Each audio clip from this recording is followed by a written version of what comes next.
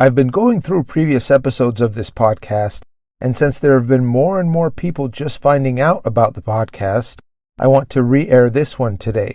Here we go. Welcome to the Drum Set Shrink podcast.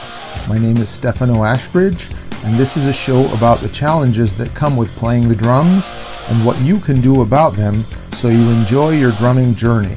Visit drumlessonsinla.com for online and in-person drum coaching. Let's talk about keeping your gear safe on the road. Whether you're on tour or just moving your drums in your car to a local gig, here are some things you can do to keep your gear from getting damaged, and also some things you can do to keep your gear from getting stolen. First of all, in the third episode of this podcast, I talked about the benefits of using drum cases for your gear, so I would refer you to that episode.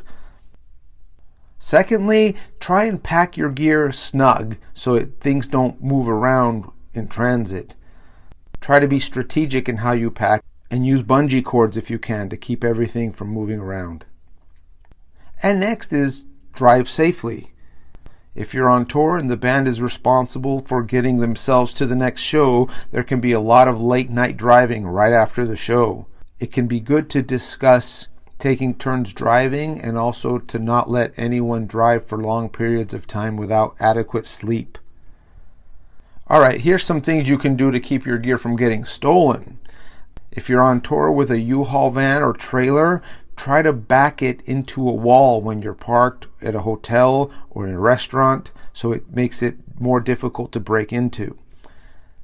If you stop in a restaurant, try to see if you can sit with a clear line of sight to your gear. When you get to the gig for load in or load out, don't leave your gear by itself unattended. Make sure someone is always there watching it.